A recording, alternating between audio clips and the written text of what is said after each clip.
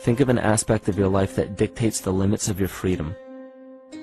Government and law enforcement, insurance and pharmaceutical companies, taxes, building permits, driver's licenses, and more. There are hundreds if not thousands of stipulations, regulations, and boundaries on our freedom. And out of the ones that were just mentioned, how many have you researched to find out whether they apply to you or not? Let's look at the forms of law that we currently acquiesce to.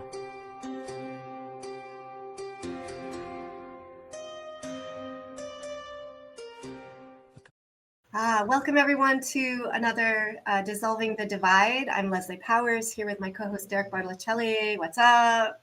Bonjour, bonjour. How's it going? We got a beautiful couple with us today. It's going to be really interesting along the lines of language, legalese, Black's law, admiral law, corporatocracy type of stuff going on, financial burdens that we're all facing. And they hit us up after our chat with David Greenberg, and he's doing some really interesting work with trying to help people out of debt slavery, going by, weeding through the system. And you guys have an extra layer to shed some light on with us. And so I'm really happy to have you guys on to break it down for us. We're really not familiar. We could even say a little bit illiterate with this quantum grammar mechanics and all that stuff. So we're really happy and excited to learn about this with you guys, Rion and Jasmine. Hello. Good. Yeah, folks, welcome. Yeah, so let's just start out with a little bit of an introduction of how you came upon, how did you come upon this information and why it's so important? Awesome. Thank you, Leslie. I just want to introduce myself. So the colons of my name represent positional phrasing, which certifies my name as a fact, or me as a fact, rather than an adjective pronoun based on coloring, based on opinion. So with that, I'm really excited to be here. How you say my name would be full colon Rion hyphen Donald full colon Harmon. Of course, there would be titles before that, depending on the situation, but for now, you can just call me Rion. So I first came into this as it kind of stemmed from me in the vegan community.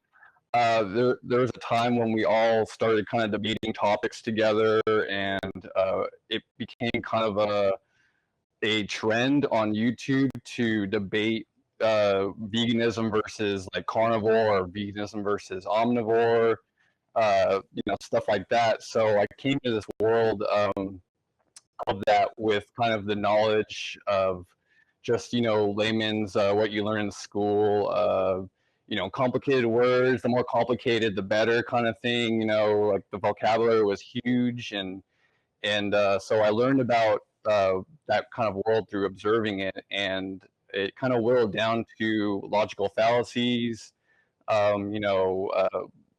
what's right versus what's wrong. We're kind of trying to figure it out. And it also leads into more of the quantum aspect of that when it comes to breaking down words, breaking down sentence structure, and really kind of figuring out how small and how concentrated we can get with this knowledge, and how much it matters to us. What prefixes, like the elements of the words and terms and everything, and how it affects our psyche. So I've always kind of been interested in how things work and how things tick and how it affects me. And what is the aspect of this that you think matters to the larger public, like to all of us? Why is it important for people to learn about this somewhat technical art that you're describing? Yeah.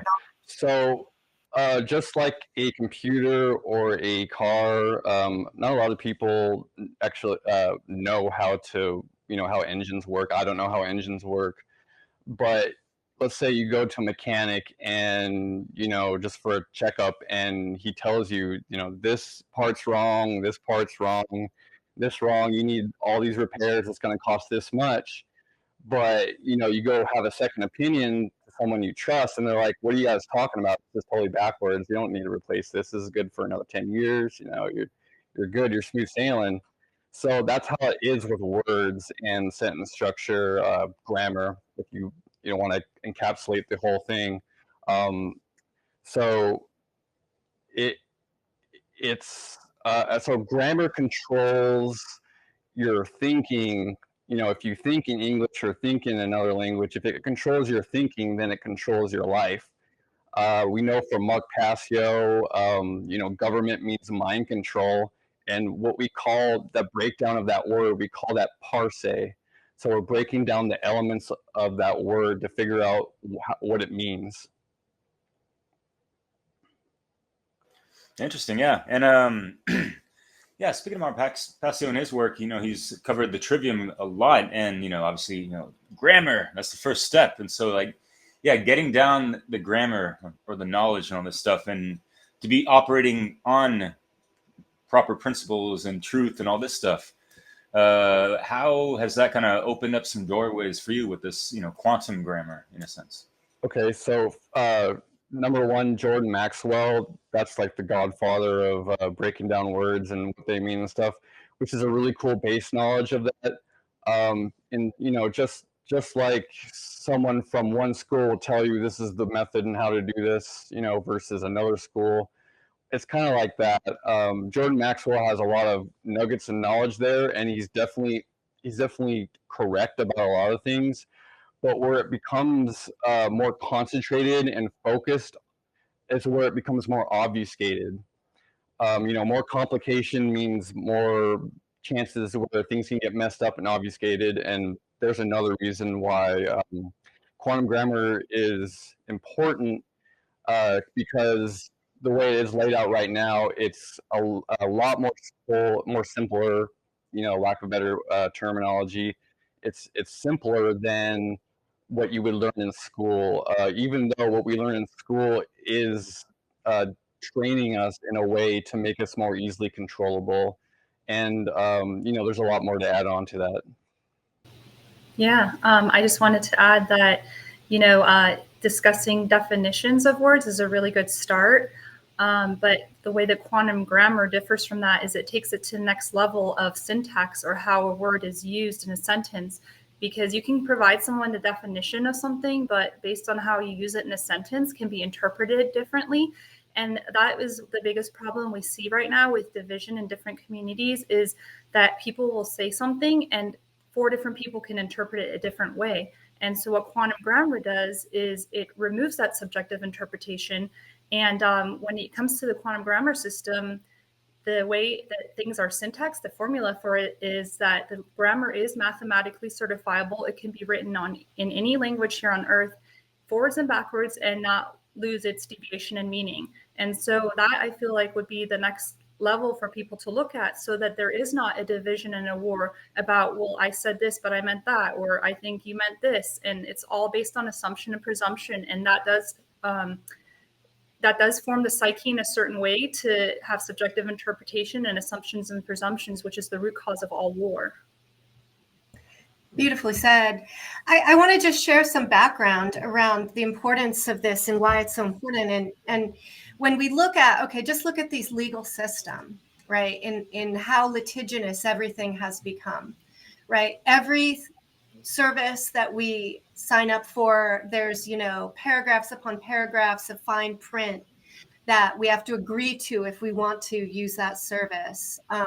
If any of you have been in interaction with lawyers or in any court situation, I'll say from my experience, it's extremely frustrating to see the way that the lawyers will twist your words and play on words, right? Exactly, Leslie. Yeah, the whole entire court system is based on a fictional pretense, what we call it's ailing, which means corruption from the beginning. Basically, judges are there to give their subjective interpretation, which is an opinion on the matters going on. There's also a term, it's called no law or fact shall be tried in court. So the thing is, with my name, with the positional phrasing, it makes me into a fact and not an opinion.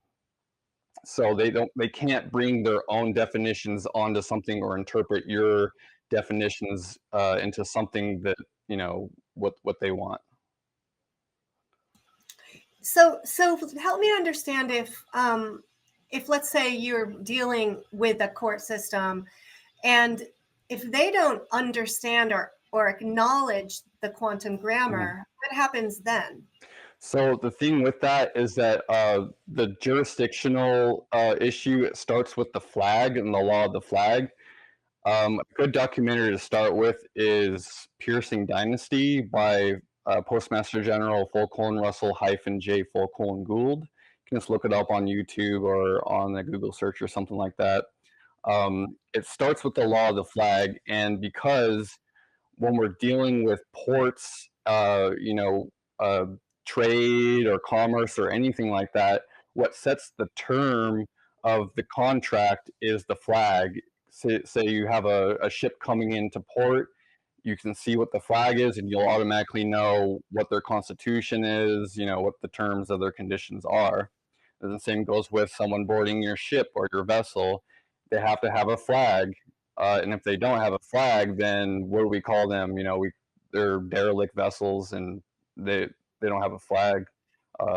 They could be pirates. They could be anything. Yeah, and another good documentary to start with from Russell J. Gould is called Last Flag Standing. He actually goes into the history of how the quantum grammar system was developed and gives closure in what happened in 1999. Basically, since 1999, the US government has ceased to exist and courts are closed. And you can tell when you walk into a courtroom, there's a spire on top of the flag, which indicates we're under martial law. And a lot of the flags, especially if you're watching mainstream media, has the yellow fringe around it, which symbolizes that we're under military jurisdiction. And also, he goes into closure about the Title IX flag, which is the flag that the quantum grammar system works with. It's a 1 to 1.9 ratio flag. Title IV flag. Sorry, I misspoke there. Yes, the Title IV flag. And so those two documentaries, Last Flag Standing and Piercing Dynasty, are really great. Basic foundational start for anyone who's interested in learning more about quantum grammar and getting more closure on that. Yeah, and actually, I have a bunch of videos. Leslie and I are both initiates in the Black Earth Mystery School. Sure. Dragon of the White Temple, and I swear, there's a bunch of stuff I just downloaded over a month ago about this subject, and lo and behold, I have a video titled "Natural Law: Message of this Postmaster." That's me. Witness claimants, yes, you brother man. What is good with that? So it's my message to the natural law community that I hear a lot from content creators that they get a lot of people trolling or coming to them in confrontation over what I consider petty things, such as the definitions of the words they're using, and they're saying, "Oh, they're not giving respect to that," and they're basically imposing their opinion on what they think that person meant. What you think Mark Passio means, and this and that, which is a cause of infighting. And to me, it's a petty thing, and can be easily diffused by a simple understanding that we have to come to a mutual agreement and a contract for the terms that we're going to use in that contract before we actually have something tangible that we can work with. But otherwise, it's the rule of one, rule equal, natural law. Don't trespass into a world that you don't know, because you don't know what's going on there. You don't know where you are in time and space. Yeah, and piggybacking off that and going back to what Leslie asked about the courts and navigating that.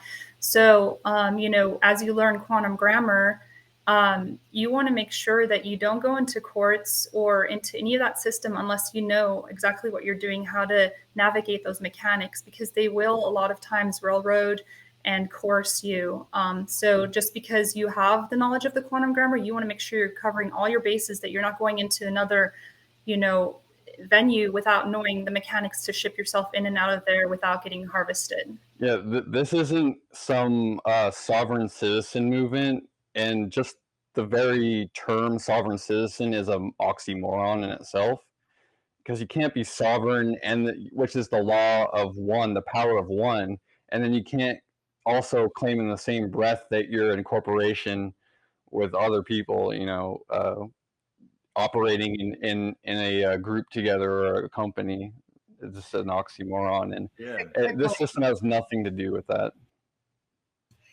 Does it? So this idea of the flag, is Mhm. it seen as that is a false entity that creates division unnecessarily, or what is the idea of the flag in this, I guess? So in 1999, Russell, he filed patents on the Title IV flag in quantum because in 1999, the United States came out of its third international bankruptcy.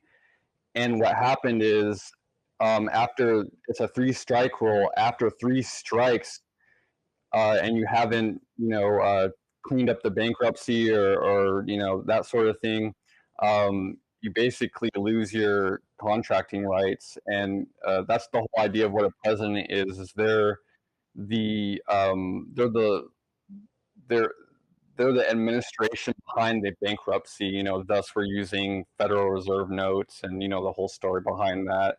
The states failed to coin their own currency 2 years after that, which causes them to lose their authority. So the basic gist with this is that everything started from the post office. Shipping, anything, any trade on e-commerce doesn't happen without the post office. Military as well.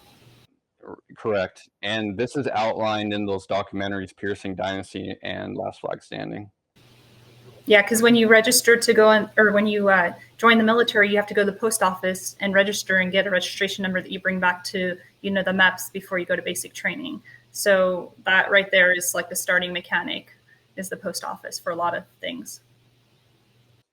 Interesting. So can you run us through how, I guess, we can,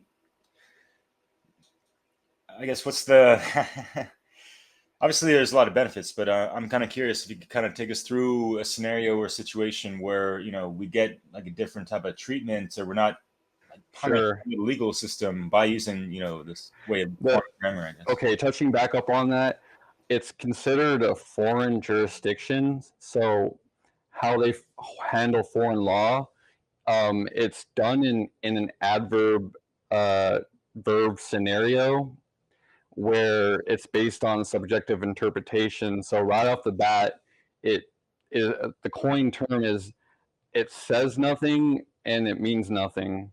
Unfortunately, what this means for the entire history of the Earth, or as we know it, is that it's been done in a fraudulent pretense.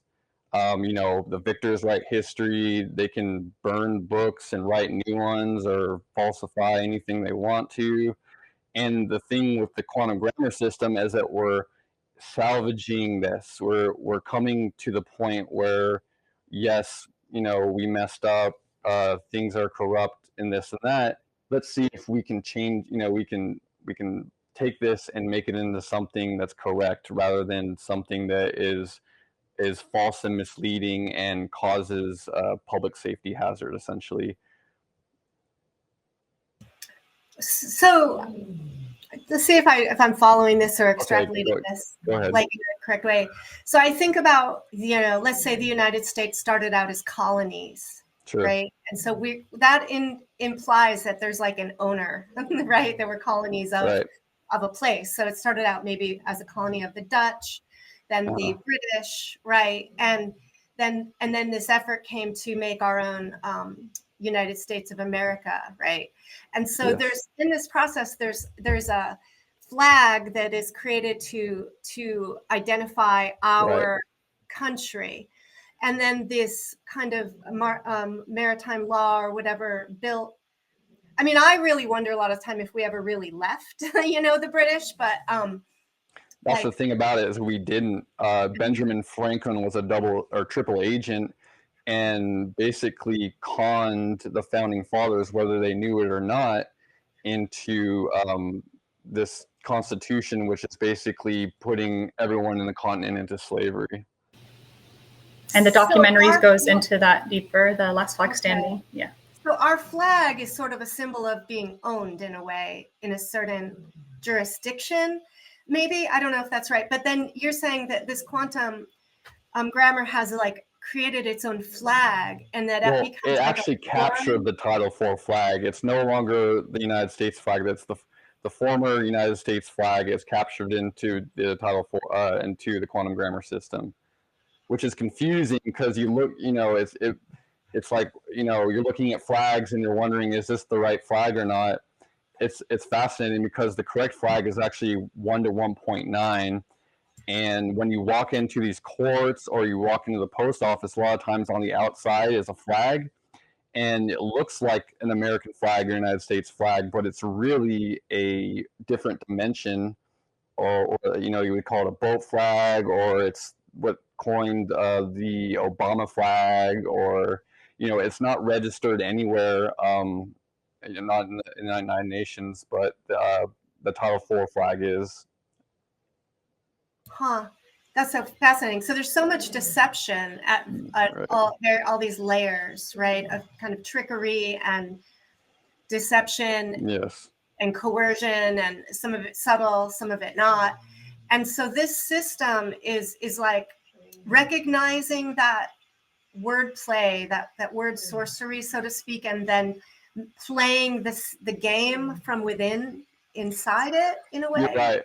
So it's a word game, and basically we don't want to play word games. We want correctness. The people want their words to mean something. The thing with verbal language is that unfortunately, it got put in the wrong context. The Native Americans, they would use different tones and whatnot to create harmonies, and thus, and we kind of made it into this robotic, dead, Frankenstein, we call English. And it's basically, we're salvaging this, and we're putting it into a mathematical interface to where it says the same things backwards as it does forwards. It loses no deviance in its sentence structure from language to language, and it's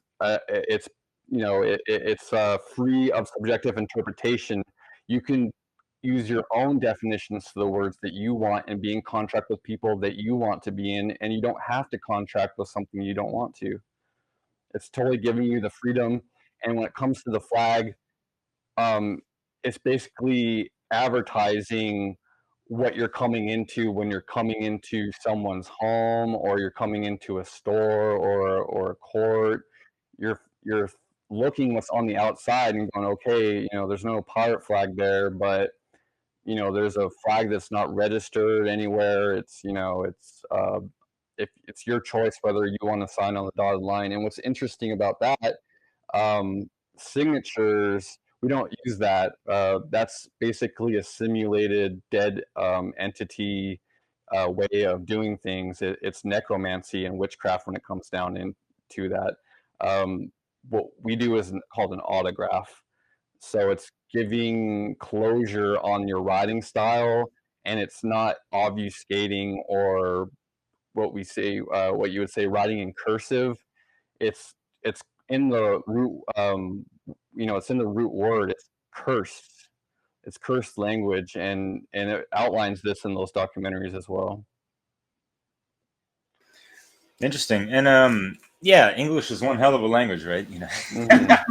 Latin, Germanic, a little Greek, and all that stuff. Whatever. And so, I want to emphasize further on this. I'll elaborate. So there's this channel called, how I found out about quantum grammar is that it's called the Justinian deception, and was also called the Glossa channel, GLOSSA, on YouTube. And so there's this journey of this guy in Australia that is trying to fight the courts with common law and stuff, and he's trying to figure out the nitty gritty of everything, and he basically comes to the conclusion that they're breaking their own rules of the style of grammar that they're claiming to use. Sign language, American Sign Language. It's a big can of worms to get into, but basically two different style fonts don't have jurisdiction with each other. One would be called sign language, and the other one would be what he calls debased Latin.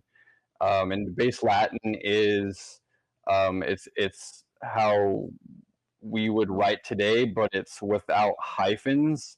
In classic Latin, you would see like dots or hyphens in between words, meaning that they're joining together those words to create a compound fact.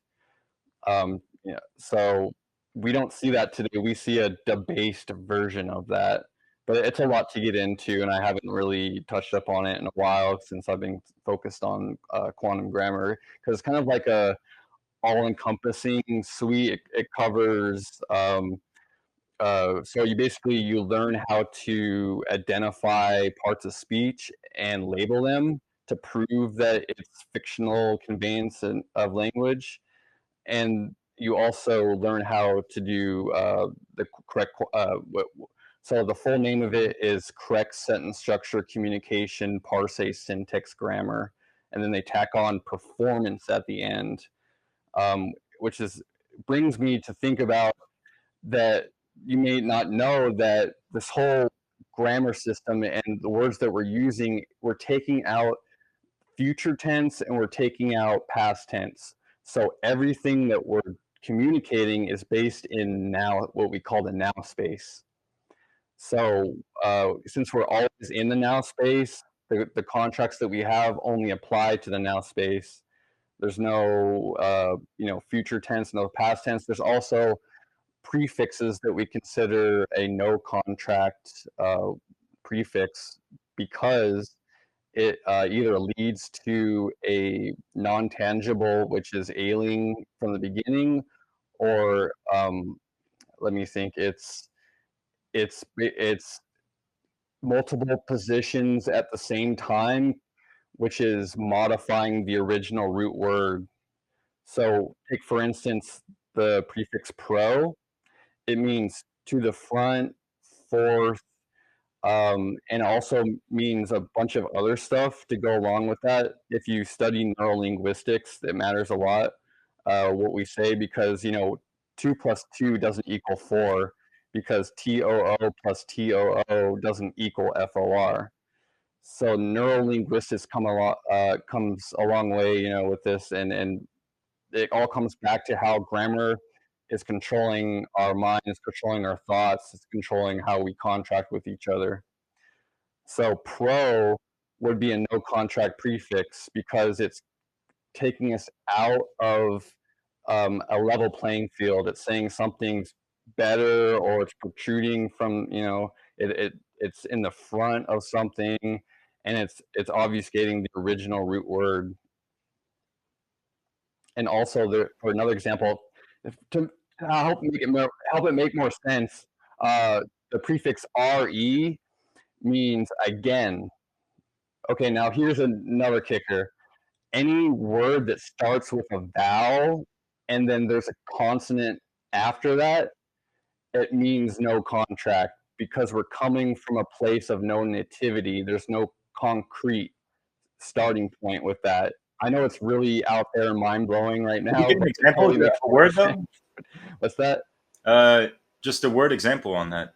So again, there's no such thing as doing something again, because we're always in the now space and there's always new happening.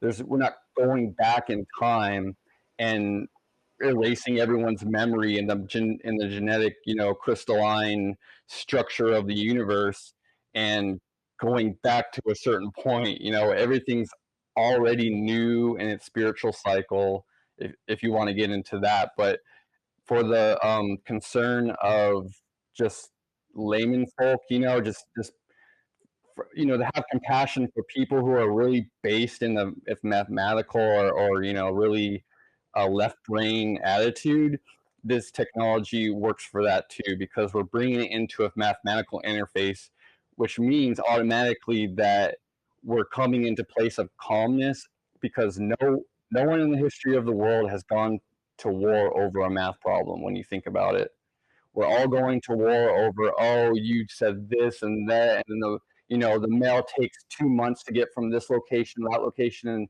that's a lot of time for our minds to kind of like stir things up and create these fictitious scenarios where, that person's evil. And it comes down to what you can see, what you perceive, and what you can actually communicate on a neutral platform. Yasmin, do you want to add anything or expand on that a bit? Well, yeah, just going up with the neutrality. So the quantum grammar venue is all about neutrality. And Russell, he's also known as chief within the quantum grammar community. He always, brings that to the forefront. It's about neutrality. We're not learning this technology to go to war. Like he literally says, we're too stupid to go to war. So it's all about being neutral. And if you have your grammar written in a way that's in the now space, it's not in the past, it's not in the future, then you can't help but to be neutral. And that kind of forces the psyche to restructure. I noticed myself in the last, 2.5 years since Rion introduced me to this technology and I started learning it, I've noticed shifts in my psyche too, and like a natural just calming neutrality coming in, because I'm no longer creating this unnecessary subjective interpretation of what something might or might not mean. And so I feel like on a metaphysical, alchemical level, this technology really does help with our evolution, with our growth and maturity, and it does help to root out a lot of that division. Yeah. So you're really saying that it is about shifting our mind, right? The way we think and interpret our lives and our interactions, our relationships with other systems or things or people.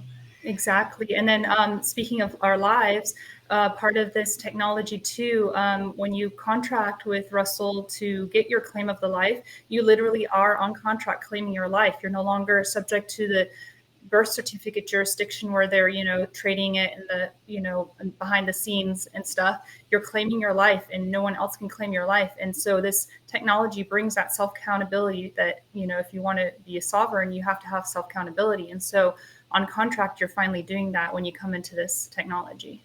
Criminals do not like this technology. People who take accountability for their actions and are truthful, that's what this technology works for. And for all the criminals out there, it doesn't matter how crafty you are or, what kind of word game you want to play.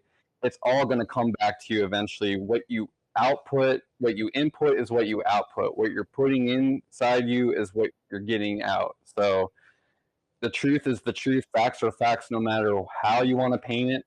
That's another reason I love quantum grammar, is because the verb of thinking does not modify the fact to be a opinion.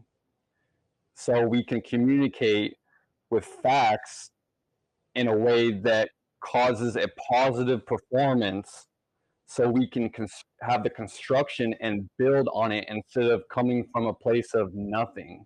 Because when there's one negative participle in anything, it's like multiplication. Anything times 0 equals 0. You can have everything in the world and then one negative thing happens and it just totally ruins your day, right? But hold on real quick, because you talk about ones and zeros, right? Okay. So talking about one little negative thing, even if there was two, how does that correlate with this multiplication thing if you're taking it back to the zero, in a sense? Right. So anything negative equates to 0 in this formula, I guess. Is that what it is? So yeah, anything times 0 equals 0. Well, of course, yeah, that, but right. What you're equating to in your sentence, because I'm trying to think about people listening to this, and it's going to be pretty hard for them to follow, and that's totally fine. This is like advanced stuff, so it's I'm trying to ask questions for you to bring like real life applications and examples, I guess. Sure. So yeah, sorry. No, that's great. Thank you. Yeah, I think talking about when, where, and how can people use this knowledge in a practical day-to-day way, and that enhances our freedom and our protects us, right, from the exploitation. Right. It just comes down to education. Right now, the chief has only been on coming out with documentaries and stuff in the last 3, 4, 5 years. This stuff has been suppressed. He says that the government spends millions of dollars a year suppressing him, because they don't. The top 1% doesn't want you to know that nature really loves you, and the universe really wants you to be here. And our natural state isn't fighting with each other, or laws aren't here to hold the reins and suppress us from doing evil things. That's one thing is the war on your mind, and if they can control how you think, they're controlling basically you in essence. Right, out how we think, behave, and act, and all that stuff. And I want to bring it back to the passé composé. Mais oui, Okay. les amis.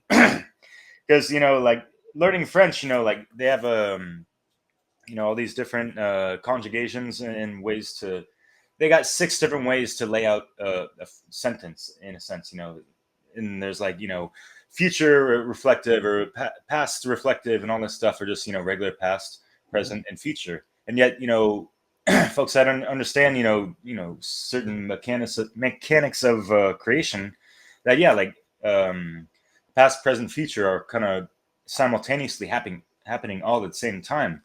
But how does it make sense to take out anything of of the past in our grammar? Because like I was thinking about what you guys talking about. It's like, well, how can I call my burrito something in the present when it's like already in my belly type of thing, or a couple of days ago. So it'll make more sense when you see how a quantum grammar sentence is structured. Since it's we say it's mathematical, but how do you translate to language? That's a good question. So what we learned as being a prepositional phrase, which is interesting because we say it like it has 2 P's in it when it doesn't. Preposition. It's a preposition phrase, and the prefix pre means before, and it's a redundancy. We just have positions, and we're positioning facts in a structure.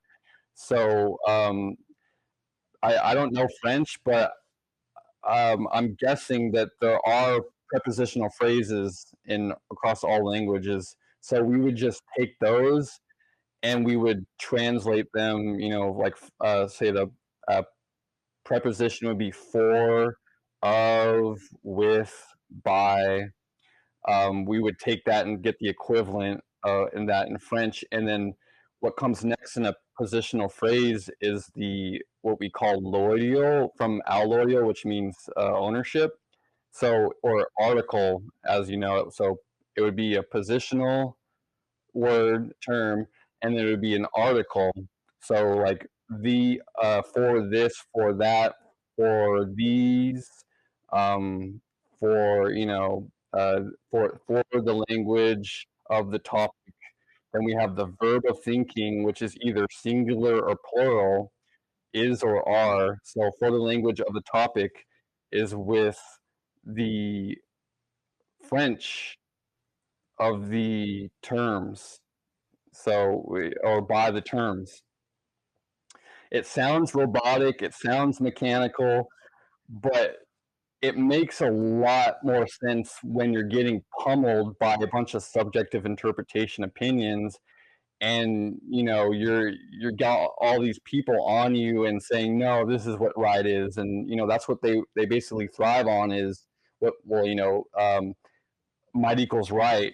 We're going to enforce our opinions on you, and basically railroad you into saying that this is the right way to be. The romanticism is totally taken out of it. There's no feelings with facts, as we would say. Facts don't have feelings. They're just facts. And the whole thing about it is that when we put our opinion on something, that makes it into something that we can't really communicate on a factual level. It's comes from a place of falsehood, and even if it's something tiny, like the color red. Unfortunately, red's an opinion, but the substance that makes red isn't an opinion. The pigment or whatever it's made out of, rust or whatever, It's not an opinion. That's what it is. As long as we agree upon those terms, and red or black or blue, that's totally an opinion. What are you going fast in your car? Well, I don't think you're going fast in your car. You're going slow in your car. That's only 300 something horsepower. That's slow. There's no point in arguing these things. The car is with the speed. The car of my possession is with the speed of the 32 miles per hour by my acceleration performance or something like that. There's just, you either contract with it or you don't contract with it. So Yasmine, please go ahead and also share your thoughts on the when, where, and how to use this in practical ways. Sure. Yeah. Well, so when you contract with Russell and decide to get your claim of the life, there are 2 steps that he has all the claimants, postmaster claimants, go through. And so you send your closure contracts to the Department of Transportation and to the passport. And so that's a good starting place for everyone who's using this technology, so that those places have closure of where you stand. And then as far as how you want to use it in other areas of your life, that's where it's important to know mechanics. So for instance, if you have things going on in the courts, you want to make sure that you know how to mail documents, when to mail them, because timelines are really big in this with this technology, and with everything going on, there's certain timelines you have to follow. And you really just want to let the paperwork do the talking more so than showing up into a foreign jurisdiction and a venue where there may or may not be martial law and they can do whatever they want, even if you are correct and you have everything. So you want to make sure you have awareness of what mechanics to use, where to mail your documents, and just stay on top of timelines. The nice thing about this is that once you do become a claimant, you're not on your own. There's a lot of support. There's study groups, there's a learning center, there's Patreon calls, and the chief also does workshops. He's trying to get over to Europe because there's a lot of European postmasters right now. So he's done a lot here in the US. So, once you're in, you're not on your own. You do have, teachers and other claimants and the chief as well to consult with, and also just ongoing information that comes out through workshops. I also want to add, so there's step 7, you do quantum claims on your passport, your licenses, your living location, and thus forth. And what's really, really on point with the natural law community with this, and it goes hand in hand, is that Russell doesn't want to micromanage you. We don't want to put the reins on you. We don't want to put a leash on you. It's up to each and every claimant to be accountable for his or her life. And with that comes your own justice system. You have to think about what you're doing, and you have to live with yourself and your thoughts no matter what. So this isn't something like, it is possible for another postmaster to stop and correct you underneath these quantumized titles, such as Title 42, 1983, stop and correct. So if you go to the internet and search for these titles, Title 42, 1986, it'll come up with the former U.S. Titles and codes. And the thing about that is this, Russell's has it quantumized. So if you go on the Claim of the Life website, so for the claimofthelife.com, and you join and you're a claimant, there's a section of tiles and codes that have been quantumized. So you basically have your own justice system, and it's totally up to you and your own conscious whether and to examine your thinking. And are you thinking the right way? We're not looking at so you rode over you drove over the double yellow line, that means you're a bad person automatically. We're not looking at that. We're seeing why'd you do that? What were you thinking? Why was it safe? Did you hurt anyone, kind of thing? Like, was it the right action? Were you trespassing and violating someone's rights and this and that? So it's coming from I feel like, it's a heart-centered place. It goes hand in hand with natural law, and the common law aspect to it is that unfortunately it's been disqualified, and it's also it's considered an opinion kind of thing. Even though I have studied a lot of common law and I'm still kind of attached to it in a certain way, it shares the same sort of concepts. So we're looking more of how we're thinking rather than how we're communicating. But the communication part is important, and if your volition is neutral, you shouldn't be at war with anything. They don't have jurisdiction over you to basically shoot and kill you because you haven't contracted into it, which is strange. So does that mean like if there's somehow, some way they declare martial law and stuff, they're not going to be knocking on our doors if we have certain titles or whatever? So the thing is that with that, it comes down to your knowledge, whether you can show that you have the knowledge, and Russell says a lot of times that comes down to whether you have a claim of life or not. The claim of life is the basis of this system. And I know you have questions about forget his name. What his partner? Do you remember David his name? Wynn Miller? Yes, David Wynn Miller. So the story with him is he was about the top 1% of people, and he was sharing the technology with all those bad people, and was basically in it for himself, and wanted the top 1% to have it and to be in control of the lower 99%. And because of that, he lost jurisdiction because of the contracts he had with certain people. He couldn't proceed forward. He couldn't move on as a flag bearer in the system because of that. And it explains this stuff in documentaries such as The Last Flag Standing, or there's another one, War Castles, which is a series, which is I think it's a good watch as well. So I'm curious about this claim of the life and Okay. this designation of this man as chief, or as somehow giving you a claim of your own life. And so there's a part of me that's like, I don't need anyone to give me my claim of life. Totally That's mine and the creator, and very hesitant about becoming part of a club of some sort. And so I just want you to speak to that a bit, because that feels like I want to. The way I think about it is the birth certificate was involuntary. There's all sorts of spiritual concepts of, oh yeah, you did contract here with your parents and you did choose to come in here.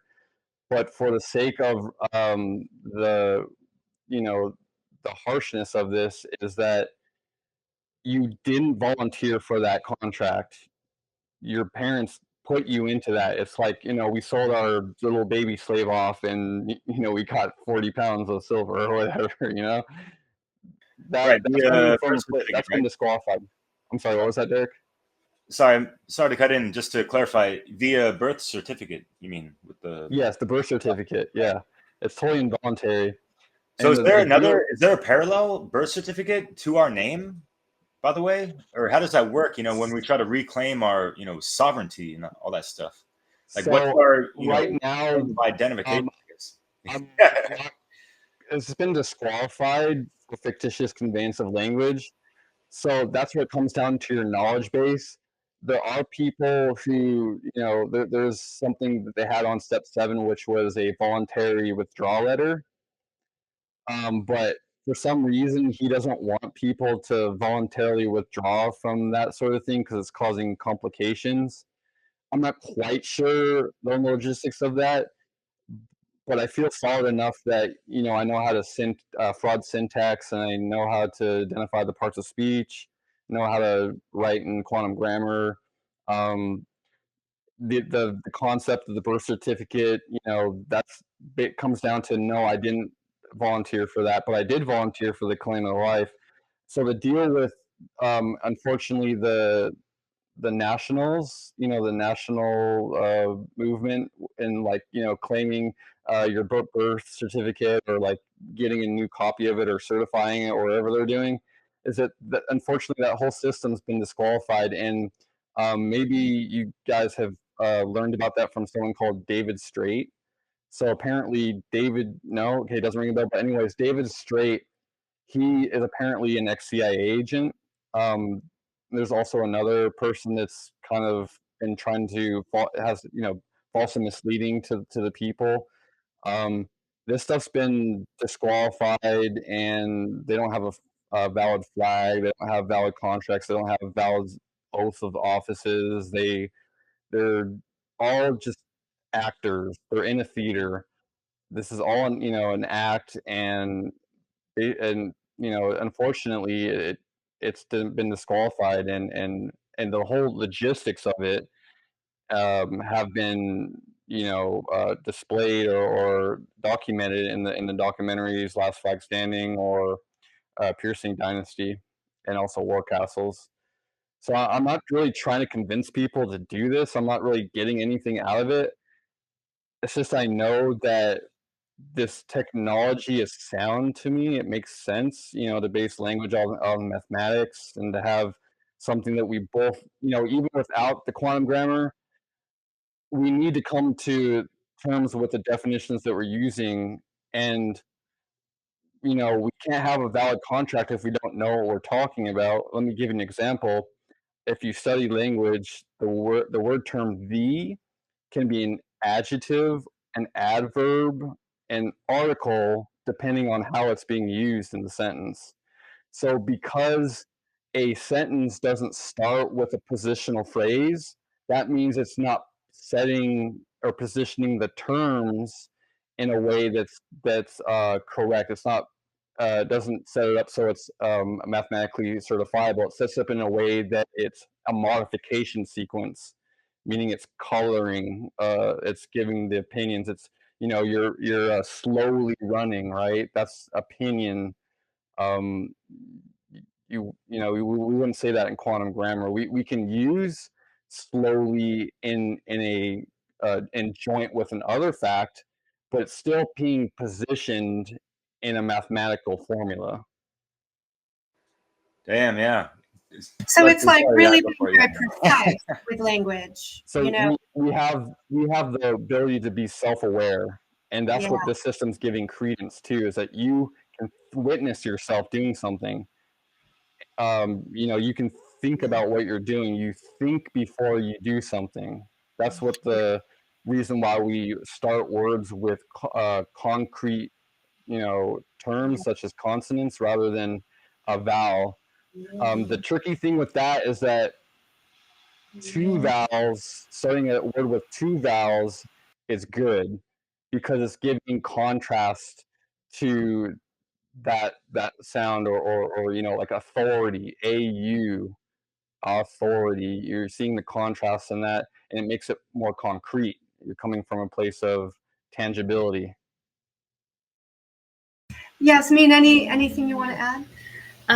Just going back to your question about why would you do this? To me, I just see it as another layer of safeguarding yourself from that system that was imposed on us at birth, and giving us tools where we can examine our performances and the mechanics and the thinking behind it. I don't really know how to say it differently, but I just see it as another level of safeguarding and starting to remove ourselves from being at the mercy of this other system that is corrupt and ailing from the start. So I like to think of it as like you already have that technology within you, because if you're witnessing something right now, I'm on the couch, I'm with the room, or I'm of the talking, or we're already doing this stuff. It's that when we try to translate that and what we've been taught, it starts putting spins and colors on everything. So we already have this within us. It's just reflected with the system. It reminds me, the trivium process, grammar. And so grammar is important. And we often look at the roots of words, the meanings of words, what they originated from their original language parts, right? And so how, as in society, we've deviated from those original meanings and added cultural meaning or habitual slang, and that seems to be part of maybe a danger zone, I guess. Is this sort of bringing it back to the original? This is giving you the freedom to contract with terms that you want to. If you're using a term that I'm not quite sure of, I'm going to ask you to provide a definition for that. So then I can know what I'm coming into instead of like just trying to fit in with the slang terms and, it totally means something else and they can get you for that. But exactly. It covers basically all of that. It's really up to you, and it's giving you so much freedom that it's kind of scary when you first get it. It's like, oh, you mean there's no laws, there's no borders. It really comes down to who you're communicating with and who you want to contract with. And then adding mathematical formulas, so you're really bringing the quadrivium and the trivium in the unity that they're meant to be, right? And how you're deep diving. Correct. It's merging the male and female parts together, and it's doing it in a way that is neutral. We're not at war with each other. So there's a philosophy here underpinning this as well. There is, but this system is merely just concerning the shipping aspect of it. Your brain, the terms in your brain, it's cargo, your brain's the vessel, your body, is a vessel. We put things in, it outputs stuff. It's all based on shipping mechanics or postal mechanics. And we're when you contract with Russell, you're basically makes you a postmaster, not of someone else's world, but of your world. You're in charge of what comes in and out of your life when it comes to that. Right, that's helpful. It's a tool. It's a self-defense tool. Exactly. Yes. Go ahead, Dan. So, have you guys created your own flag? And what's the deal with the obsession with flags? Obviously, there's the appeal to maritime and all that jazz. People can create their own family crests and all that stuff. I don't know if that plays into it. If that's part of it. This is really cool. Also, how do you validate it towards the end? That's the last part of the question. Okay, so this flag, the Title IV flag, that would be the highest flag flown over all this stuff. If it's up to you, if you want to put your flag underneath it, like they have, the rules are supposed to be state by state. The Title IV flag is supposed to be above the state flag. It's supposed to be, reigning supreme, even though those aren't the terms that we would use for that. It just means that that's the umbrella of that. You want to put yourself into that system. The flag would be underneath it. That just creates automatic validation. It would be recognized as such, I guess. Or? So it really depends on who you want to notify, and if you can afford that. If you can afford the fee for the freight, then that's totally up to you what you want to do, who you want to notify, who you want to file with.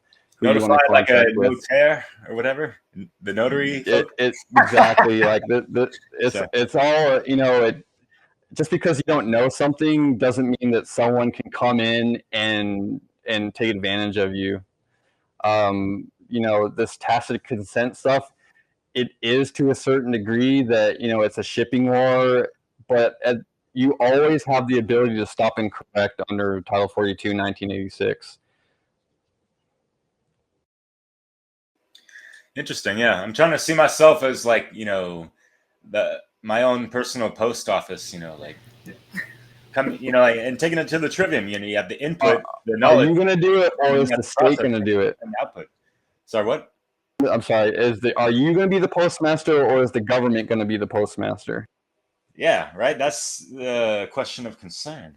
So with other common law discussions, I've heard people say we become our own bank, our own lender, and we're already there.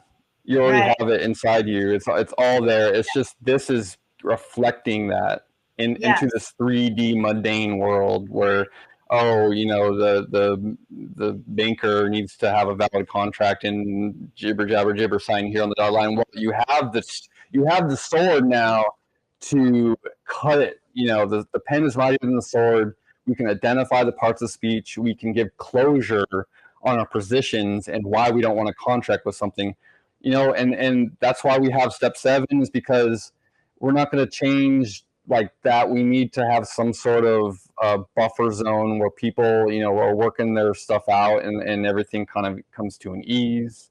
There's a lot of people out here that want to make a quick buck or want to steal something, and that's not what this system's about. It's about accountability. But with that comes a great reward. Russell says our contract, our claim of life contracts, backed by millions of dollars or millions of value of gold. It's really fascinating. I would recommend you do some more research on him. He has his own Patreon and stuff. Again, it's really not about making money. A lot of people want to pin it on, well, why are you taking fiction money? Why are you taking, donations from people if you're so great and so this and that?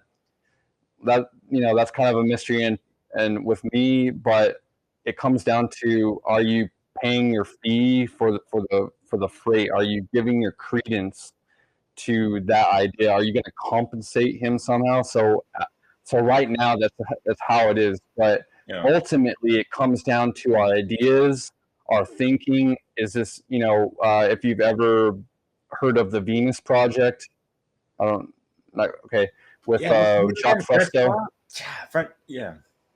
Go for it. Okay, yeah, Jacques Fresco. It's totally economy based on resources, right? So it's like, what resources do we have? What sources do we have to go off of, rather than, oh, we have the resources, but there's not enough paper money to do it. Doesn't make sense, right? So that's the whole point of it, is, are we going to come together and not go to war with each other? Or are we be able to create a constructive contract and get together on that level? Yeah, it's about Gabo, right? Reciprocity and exchange, right? Commerce on a I guess equal plane. It's just interesting to me, this idea, because you're adding not only that we are our own bank, but that we are our own postmaster. Yeah. So there's clearly a connection in that power structure of banking and postmaster, so to speak, postal service. Yeah, originally the post office was a court, and I believe it was also the bank too. Yeah, and Russell is actually slowly releasing the technology for claimants on how to set up your own banking structure and market trade ports and all that. Usually that's reserved for workshop attendees. And he's, due to what Rion mentioned about, people trying to steal this technology or use it for nefarious, he's very slowly releasing it as he gets sense that the claimants are ready and have some knowledge to put the correct mechanics and performances into place so that it doesn't get hijacked or taken over. So yeah, eventually this venue will include all that at full capacity, but right now it's just slowly being introduced. Wanted to ask you, Jasmine, have you guys checked out our video? We interviewed a wonderful man, Dan Alexander. It was titled, the living language, if you will, and he really breaks down words numerically and otherwise, and it just opens up the vistas of understanding things on another level. And this seems to be part of this puzzle. Yet I'm kind of puzzled as to if we can rewind it back to I'm gonna stop right there and let you guys answer that if you're familiar with his works or anything along those lines. Yeah, I actually did listen to that podcast a few weeks ago. It was a little bit difficult to understand everything due to sound issues, but I did resonate with a lot of things that were shared and how, frequency and vibration and words, how all that connects. And that's what I was kind of, with my experience with the quantum grammar and how it reshapes the psyche and reshapes our frequency. I see it's all connected and it's all part of that, if that answers your question. Yeah, awesome. Yeah, so I guess digging into the mathematical equation of things, what's the deal of how? Because you said 2 + 2 doesn't equal 4, but he said TOO. Yeah, because we're interpreting what kind of 2 are you talking about? Are you talking about TO, TW, T-O-O, what kind of Well, four? F-O-R, that's the F-O-R-E, thing, F-O-R? with the context, everyone understands. I've just mentioned also like mathematics, so 2 plus 2, so how could Right, but anyone misinterpret that? that's just pointing out that you can't certify spoken word, and someone can be playing a word game with you, no Mhm. matter how much you trust them. True. It comes down to what's on the written, so it is written, so it shall be done. You don't know exactly what you're with, what's going on unless you write it down, and you're both obviously agreeing to what's going on there. It's interesting when you think of a court, right? Because I've had lawyers redefine words that I've said, right? And super frustrating. And they get the final say, and like take it and run, right? And I think, when you're in a court, it's all verbal. You're sitting up, swearing the truth, you're talking. Some recorder is recording your words, and we're not even the ones spelling those words or validating that they're even correct, right? I want to come, you're totally correct. And what I want to come to is actually right in front of your face. It's called, the word term is definition. When you think about it, we're not saying it right. It's definition, or I don't know, maybe it's just me. Maybe people call, say definition or definition.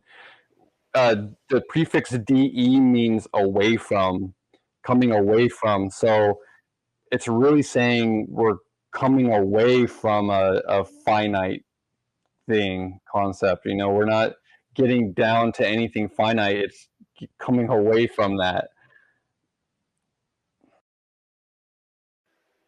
It's interesting. I think about, okay, there's an idealism in me that's like, we shouldn't need all this, right? I totally get it. We shouldn't need it. It's, I don't know how spiritual you want to get, but I get it. Our third eye, our coming into your heart. What I wanted to say, I now remember, is that we're so focused on the brain being the master. The mind isn't the master, in my opinion. The heart's the master. When we're out of here and in here, things make sense. But when we're in here, all sorts of stuff happens: greed and lust and apathy, and this quantum grammar thing, to me personally, is a way to just get rid of all that fuzz. Yeah. And come back here. And it's something like, it's used to comb, it's used to sift through things. And is that a predator? Is that it's like, we can just sift through that, and when something comes up, it's like, it's handled, it's taken care of. You say a thing, you write it down once, you have a contract once, you have it forever, because it's all based now.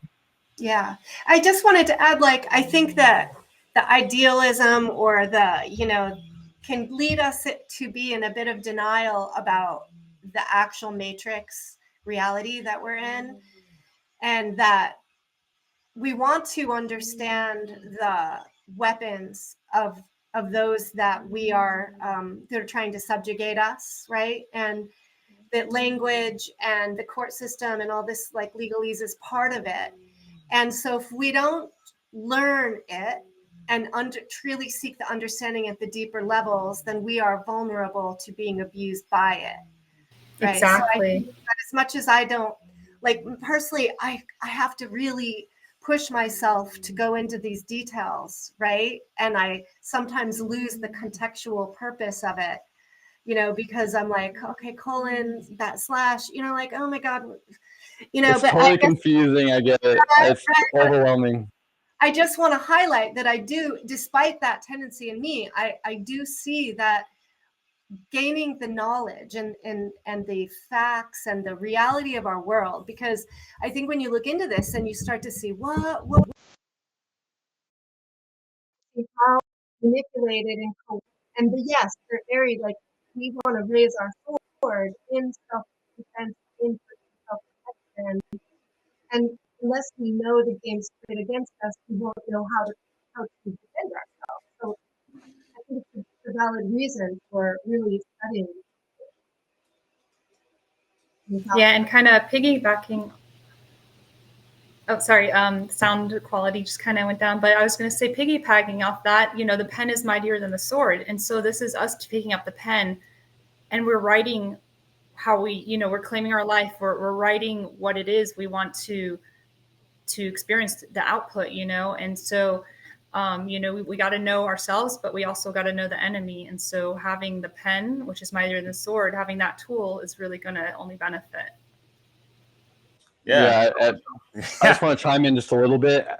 I just want to rub my hands together, because whenever I see a fiction document or something, I'm going, yes, I know how to syntax this. I'm going to get my pen and rip this sucker up. At first, man, it's like, help oh me. my God, what's that? You know, like 4, 2, what is going on here? You know, you're identifying the parts of speech, and you're like, what? That doesn't make sense at all. So, fortunately, there's classes for that. They have a program for that. Knowledge is Yeah, I was power. thinking about that earlier. Sorry, did I cut you off? Okay. Well, because, you know, like, imagine anyone who's, you know, struggling to survive, you know, trying to, you know, make ends meet, you know, rent is ridiculous, food prices, whatever the fuck. Uh, how are they going to take this knowledge and be like, damn, I need to spend more time and focus on this, but, you know, I still got to apply for this job, and so to, you know, do all these things and like be trying to claim, you know, I'm not this person, this, you know, fictitious, you know, straw man or whatever that they created for me via, you know, the corporate birth certificate stuff. I'm this, you know, people are going to laugh you out the door and like not get a job and that kind of stuff. And for me, I'm in the process of, you know, renewing my visa here in France. So how the fuck am I going to, you know, apply quantum grammar to my shit in a sense and kind of, you know what I mean? Like, I can't just be like, no, I don't have this passport. That's not me. My name, that's all caps. Fuck that. Well, so you do register in fiction, but when it goes to signing something, you would cross signature out and write autograph, and then autograph with a stamp being postmaster on that document, And your thumbprint. and your thumbprint, if possible. Yeah, because you have dual citizenship right now in both worlds. And so yeah, you can still engage in usury, but just autograph and be the postmaster of You that have it document. contained, you know, you have it in a box. So he's defining what he's agreeing to in a way by signing that way. He's setting the terms. Right. I totally have compassion for this, and that's actually the scary thing about this, is that we are this is a bankrupt corporation. We are in bankruptcy. This is a, you know, SHIT show, and it doesn't look like it's going to get better than this. You know? The problem with that is you don't have the fee for the freight. That's what the scary thing is. You know, it's tough. Like you got to figure out how to do it. You know, we're salvaging. That the whole point is we're salvaging what we have left. I don't really have an answer for that, unfortunately. There's a lot of corruption going on. I'm aware of that, but there's also a lot of good out there. There's a lot of people that want to help, and it comes down to, you know, what's in here, what your volition is with everything. You know, how are you thinking? You know, what do you really mean by something? What are you really getting at? Are you coming from a place of greed, and lacking, or are you coming from a place of, I have everything? You know, it matters more than a piece of paper. Yeah, and then also going back to your question, Derek, I think just by claiming one's life and starting those mechanics, you're alchemically already going to shift into a different way of thinking. Instead of thinking, oh, I have, you know, everything's stressful, everything's overwhelming, you're starting to really shift and see the world differently and feel more in control of yourself, because, you know, at the end of the day, it is you are the one feeling and thinking what you feel and think, and it's up to you how you want to view with that. Underneath everything is the morality principle, right? The principles of natural law. And that must be the base, right, of all our actions if we seek to live, you know, in harmony with ourselves and with creation. And it also seems that this solution, this as an example of a solution, has the same principle of freedom attached to it, which is that it takes numbers, really, the more of us that are aligned with moral principles. Exactly. stepping forward with this knowledge, then that's when freedom can be created. But so if it's just pockets of individuals, that's not enough momentum, right? It really takes Exactly, and especially if those small pockets are fighting against each other, they're already doing the work for the, for the powers that be. Yeah, because part of this technology too and this knowledge is that neutrality within, because, as within, as throughout. So if you're constantly thinking about war, you're constantly in war with your neighbors or with people who aren't interested in the same things you are, you're just bringing more of that frequency into you. But when you're really focused on something that's positive, that's about neutrality, then the outside reality has to shift. We don't have to lose sight of that either. Coming back to the common law side of things, there's something called conditional acceptance. I think it's important to have a positive spin on everything when it comes down even to the molecular level, to have a positive spin. And if we conditionally accept instead of outright rejecting it, then we're coming from a place of positivity, and we're not creating a war. Okay, I'll do this, but these are my terms, kind of thing. It's being a bridge instead of being going to war just to get backed up against the wall. You want to be a bridge, and more will get done in that manner. Yeah, that makes sense to me. I appreciate that. Ooh. I'm kind of curious, and I'm not hung up on this at all.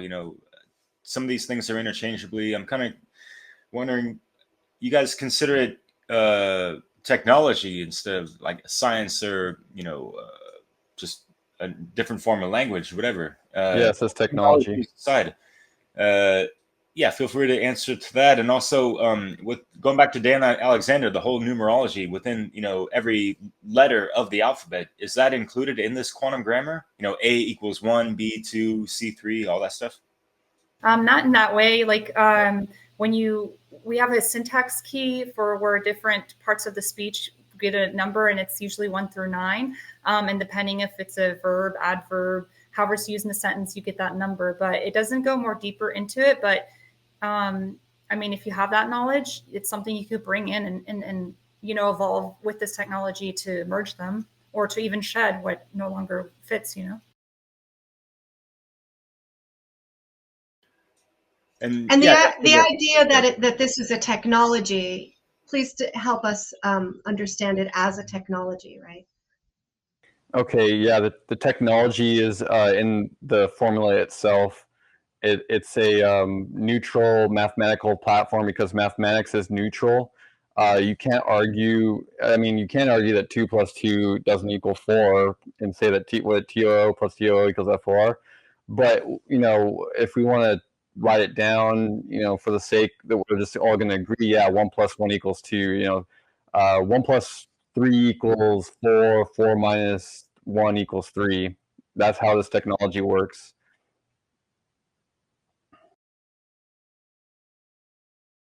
Got it. So it's really eliminating the subjectivity to contracts or agreements, right? Exactly. Where that's where people disagree and war begins. And this is real attempt to be very, very literal in a sense, I guess. In right. communicating. I guess my concerning question of this topic, hearing about these things and this and that, and I'm sure there are ways for sure, and you guys speak really cordially. I really appreciate that. And I'm thinking about, so you're just walking on the street or whatever, you're at a grocery store, and making some kind of interaction with people. They're not on that quantum grammar level at all. So I'm just thinking, in the long run, how can this play out when people are on so many different levels? There's people that are plenty illiterates just with regular language, regardless of what I mean. So it's, for me, I've always said it's just like this clusterfuck of conscious and unconsciousness. That's this entanglement of everything, the Gordian knot, if you will, within society, that kind of stuff. So yeah, how are you guys able to break this down to anyone that you come in contact with, or you're making contracts on a daily, with people interactions, right? Right. Yeah. So I think, your word is good, but the problem is there's a lot of criminal and bad people that aren't going to respect that. So that's where we come into, paper contracting. It just makes it really obvious who's lying and who's not lying. Um, and uh, there's a certain case where Russell taught someone who was unfortunately or fortunately a part of an inbred family, and his IQ was way below normal. And this technology actually worked for him. He supposedly took down several federal judges just by sticking to the basics. Kind of like how Bruce Lee says, I don't fear, or who was it that said, I don't fear a man who knows 1,000 ways to kick. I fear the man who's kicked one way 1,000 times. Like Sun Tzu, Art of War. I think you're right. Correct. praising him. So this technology really needs to go hand in hand with like people developing emotional intelligence and doing their inner work so that they are self-aware and not driven by their emotional reactions, and people right. really are Exactly. diving into the subject. A lot. Yeah. Go ahead. I was just going to say that's where that emotionality comes from, is by interpreting things differently and making assumptions and presumptions. And when you get the mathematical interface in there, there's no room for assumptions and presumptions, and therefore automatically there's no emotionality that's going to create a negative performance or a negative outcome. I just want to add, unfortunately, there are people who are trying to steal this technology and make their own claim to lives, which is outlined in David Windmiller's book, How to Create Your Own Claim to Life. But unfortunately, he's dead now, and he's no longer part of the system. And to safeguard the system, you need to get your claim to life through an authorized postmaster general, or anyone who he authorizes to authorize your claim to life, because it's a good idea, because you don't want people coming in and messing with the technology and claiming it's one way when it's really not. We have a uniform base level of how things should go, but beyond that, you can kind of tweak things or make claims on certain symbols that you want to use. You just basically have to give closure on it. Gotcha. Yeah. And that brings me to a question that I had in mind, because we take information for what it's worth, whether it's spoken by the enemy or the comrade or the good guy. Thinking about movies, you got the villain talking shit like the Merovingian in the Matrix, but he's talking about causality, natural law. That's 100% legit. Yet people, whatever. So in regards to, David Windmiller, and how you guys mentioned before that he was kind of just trying to help out that 1%, what he was, the majority of what he was talking about was that, actually, truthful. And is his works legit, pretty much, is my... some of it is, but some of it isn't. That's why I think it's smart to start with Russell and his work, because he'll actually serve out certain parts of David Windmiller's publications that are correct, but there's a lot of it where he basically conned people into certain things. So yeah, I thought there was something with that, and just like the setting, you could tell there's like some kind of sales pitchiness about that or something like that, right? Yeah, I was really hung up on it for a long time and really frustrated with it, until recently the Last Flag Standing documentary came out, and this all kind of started blossoming when I first discovered it. Yeah, that War Castle series really gives a lot of more background too, and shows there's a few videos that Russell has on there of the work that David shared that is correct. And so if people want to check out that War Castle series, it'll provide more information and help with that, start helping with that discernment process. Great. Yeah, I was going to ask if there's an order to watch these videos you've mentioned. I recommend doing Piercing Dynasty first. Yeah. Then the Empire of the Three States. Yeah. I have that video. I just played. Yeah, man. Like, it's really interesting synchronicity. Sorry, go for it. You can totally nerd out on it if you wanted to. Definitely, I recommend Piercing Dynasty, and then Last Flag Standing if you have time to watch that. And then if you even want more, go to World Castles, because that's a longer series.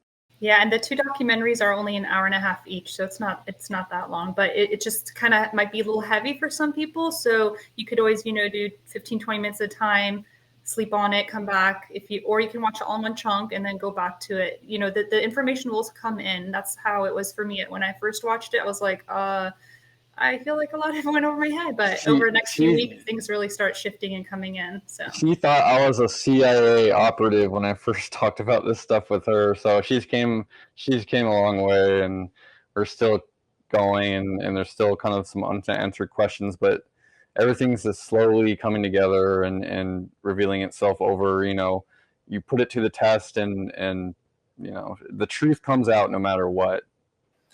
Yeah, whether the information be chunky, clunky, or even funky. No, just kidding, buddy. Yeah, I think it just points to, like with any deep and new information, it's important to take your time and allow it to integrate, right? That learning really isn't about just like memorizing a fact, as we've been taught in, our mainstream school system. It's really about doing that process of deep thinking and eliminating those things that are in contradiction. And so a big hurdle. Yeah, you're correct. You're totally right. The big hurdle to get over is the fact that the English language is not dead.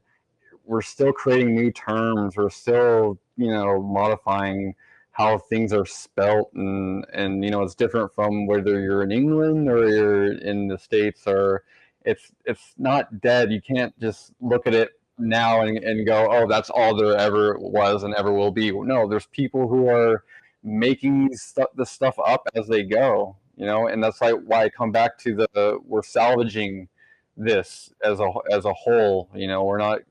This is pre-made. In my opinion, it's the quantum grammar system's been made into something very. I don't know how to say provisional. It's very like minimalist. Like instead of 9,000 words, it's like there's only 300 kind of things you should remember. Because it all kind of there's a book of synonyms. So if you study this stuff, you'll probably find yourself in a book of synonyms a lot, because we're trying to find words that are positive and don't have negative participles in it. And the more I'm changing that within my own psyche, the kind of better stuff goes on. And I'm seeing, you add a tiny little bit of coloring in clear water. Oh, there's, you can see where the coloring, how it behaves and stuff like that.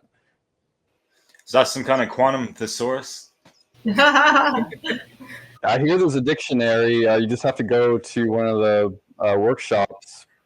Unfortunately, the stuff. My frustration with it is that it's not all just on the site already. It's not like, oh, I gotta make my own definitions, and why isn't the book of definitions included with this pre-made, what's it called, a document, that we just fill in the blanks for and mail in. And I have some questions, and it's kind of it's annoying to deal with, but the base level of it is there, and I'm kind of figuring it out for myself as it goes on. And of course, there's mistakes and whatnot, but I don't want to say I have faith. I feel strong with what's already there, and I feel like we can build on it. And there's all sorts of stuff that hasn't been revealed yet, so I'm excited to learn about it when it comes out. Cheers, yeah. And like it seems almost, from what I gathered with just our conversation, and I'm gathering it for the listener more than myself, but it almost seems like this information is pretty coveted, and like to really do further studies to really get into the mechanics and like access these synonyms and everything you're talking about. I don't like to say it's a pay to play type of thing, but people might draw red flags hearing like, oh, there's only like this one Chief Russell guy to learn it from, that kind of stuff. Is it really that slim of a sliver of it's a lot more accessible than it used to. We used to not even have that claim of life. We used to have to just look at the videos and kind of like dissect it from there. There's actually my syntax teacher that used to be my syntax teacher. That's what he had to do. He actually had to learn it from just the small amount of videos that they put out. But now they have the Syntax Learning Center. They have tutors. Yeah, it's kind of pay to play, but these people need to, the way it is right now, they need to make a living somehow, and they have to have some sort of fee for the freight. Yeah, and then Russell has given multiple times closure. Like he would love to be able to release it, but because there's so much evil and so many people who are going to hijack this and use it against the people, he can't. So it's also a safeguarding mechanism as well as, practicing Gable with it. And I'm not even going to ask, how they can use it against us, but shit, yeah. So yeah, we have folks like Maxwell Jordan and things like that, people that are targeted. I mean, this path work is not, just like, we can just jump on the camera and talk about whatever sometimes. It's not people, who, knock up on the system, the matrix, whatever, get pushed back, whatever. Yeah, for sure. So I think we're coming down to the final minutes, and I want to see if there's anything that you want to share that you haven't yet shared about this system or the context. Go ahead and take a moment and think about that. What else? Well, for myself, like Ryan, I'm looking forward to continuing to learn. It's like I feel like it's one of those things that's a lifetime journey. It's not like you study it for a few years and you'll be good. Like even Russell, he's been doing this for decades and he's still studying and, learning new things. So I really hope that the natural law community will at least look into it. If it feels totally off, that's fine. But if it resonates with you and you're kind of dissatisfied with, the division and the semantics and assumption, presumption, like this is a really good thing that you won't lose anything by at least looking into it, watching the documentaries, and at least know that there's another outlet that can really open things up instead of constricting and boxing. Great, thank you. Yes. And how about you, Ryan? Well, I think I've already kind of said everything. Well, here, let me ask you a question. Go ahead. Because I totally breezed over it, and I wanted to reel it back as far as what you took away from any works of David Greenberg and our conversation. That's kind of what sparked your interest to get in contact with us. And so, how is this complementing and helping that information, and how we're able to use this quantum grammar to be more of a sovereign individual, not a citizen. Citoyen, my friend. We're not connected to the city. Right. Got you. Roman jurisdiction. The thing is that when you sign on the dotted line and you agree to something, that you're bound by those terms. So I really don't know about all the little inner workings of like the Uniform Commercial Code or any of that, a lot of that stuff to even stake a claim on it and say, no, this is wrong and this is right kind of thing. All I know is that when it comes down to the nitty gritty of what we mean by the terms that we're using, that it can't be ignored that we have to both agree upon those terms in order to have within our hearts, within our minds, something that is correct, something we're mutually agreeing on. Yeah, and just to answer that, because I did reach out to David for consult after just to get a little more info. So going back to what Ryan said about conditional acceptance, like that's a good bridge.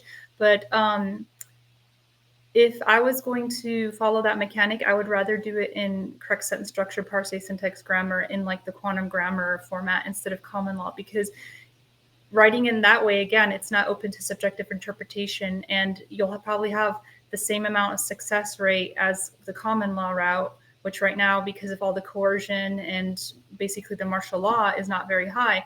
But I'd rather have it be in the correct grammar that is mathematically certifiable than in something that can be open to subjective interpretation, because at the end of the day, within your heart, within your spirit, that you are correct. So that's kind of like how I would see they can complement each other, but the quantum grammar is just that next step of having it be mathematically certifiable and having an autograph on it instead of a signature. Cool. So they can complement each other. This is like leveling up a bit even more precisely into what you were conditionally accepting, so to speak. Exactly. Yeah. And with both both with the common law and with the quantum grammar, it's ultimately going to be up to the institution whether or not they want to actually do the correct thing. Right. It comes down to education and, who you're contracting with and what do they know and how much time and energy you're going to put into this and everything. But I'm sorry, I didn't mention it earlier. I have one little cool nugget of information that I think is cool. Because when I watch these type of things, I'm like just watching so closely and like listening for any tiny little bit of information. It might seem too nerdy for people, but the cool thing about the quantum grammar sentence structure is that you can have a sentence as long as you want to. You could go in the formula, you could keep going of the, with the, of the, with the, of the, with the, of the, with the, till you're blue in the face and then completely flip it over and it would say the same thing backwards as it was forwards. You just replace the facts in the mathematical formula to be on the top where it would say by the claimant, it would start with for the claimant of this claim is with, instead of ending it with this claim by this claimant. So I don't know, that might be too much for you, but I think it's pretty cool to be able to, it's sort of like a circuit, it's like merging the heavens and the earth. There's the one verb of thinking and you just write as much as you want before it, and then after it, you write as much as you want after it, and then you can, and it's totally sound either way, just like a mathematical formula. Hell yeah, Super man! interesting. I love my run-on sentences and Yeah. not anymore. Yeah. As long as they're rhyming to some degree. You could totally make poetry if you wanted to. I have before. It just might sound a little bit more robotic, but hey, the thought's there. That's what counts. Quantum poetry. And it's not to be all like sounding cool, right? It's just quantum is a word, it means the amount of. Exactly. Yeah, that's one thing it's hard to get over is like the psychology of it all is more hard than the actual logistics of it. Cool. I think that this is bringing something new to our listeners, and I think challenging us all to go to the next level of like thinking about our language, our grammar, and our agreements with people, and making sure that there's clarity in our communication, both verbally and in written form, and that the written agreement does have a real usefulness in protecting us. So. Yeah, awesome. Thank you again for having us. It really thrills us that we can publicize our knowledge claims and bring it out to the public venue. Yeah, it's awesome to have you. Yeah, you're welcome. Glad that you guys reached out to us and came on to share this. Totally. Share with our audience how, if there's a way to reach you as well, or is there a role that you are offering to play to help people understand this material? So when it comes to tutoring and stuff, you have to be an authorized teacher, and unfortunately, I'm not authorized to teach any of this material. I can just share you with my experience. But if they want to contact us, we're on Facebook. You can just look up my name as it is here, and it's totally up to Jasmine how she wants to do that. Yeah, I'm also on Facebook, my first and middle name. And I do have a lot of videos on there about quantum grammar. I have the documentaries and also a lot of interviews that Russell has done, because when he goes on different podcasts, he goes a little bit more into explaining different angles. So I highly encourage anyone who's interested, especially in the last 2 years. There's a lot of interviews that he's been on. That really helped me to understand things more, because he's using common language, to speak, but still explaining it in a way that, that makes more sense now. So I encourage people to check that out as well. Cool. Yeah, I love that. Where are the documentaries found that you referenced? They're on YouTube for free. For YouTube. Okay, good. So maybe we could link them, Derek. Right. Oh yeah, of course. I'm gonna link, the websites you mentioned. Piercing Dynasty documentary, Last Flag Standing, and and that's kind of why I wanted to bring up the whole David Wynn Miller situation, right? Yeah, thank you for Because that. you go to any search engine, quantum grammar, what are you going to find? David Wynn. Yeah, you're gonna find the stuff that's gonna lead you astray. You got to go right to the root. And it's like figure it out. 9 hours astray almost, with some good stuff, but whatever paltering mixed in there. So I've spent years trying to figure this out, so I feel you on that one. yeah, so yeah, I really appreciate you guys being really enthusiastic and encouraging about this subject that's really tricky. I mean, it takes a while to wrap your mind around this, and it feels like once you're at that level of which you guys are, you notice like, oh smokes, like you gotta meet people at their level to communicate and relay certain things, so they can kind of meet you at yours to whatever degree to make whatever contracts appropriate for whatever situation, if that's a decent way of putting it, right?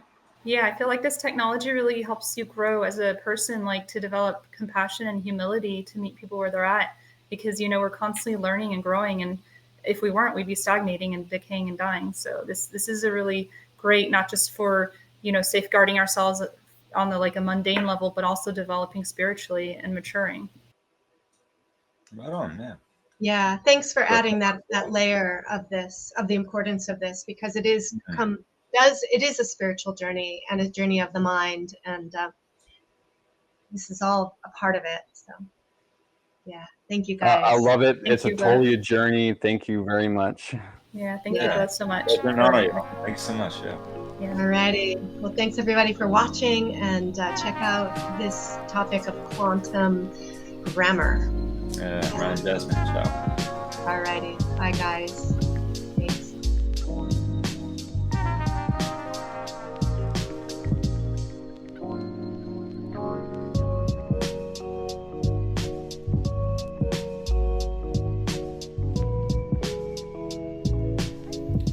So the first question is, here it is, and I've written this in quantum grammar because that is the correct grammar. It's mathematically certifiable, and it voids subjective interpretation of words. So there's no guesswork what's going on here. So you're starting with a question, which is thinking. We're thinking before we have facts. So this is a question. Is for the natural law.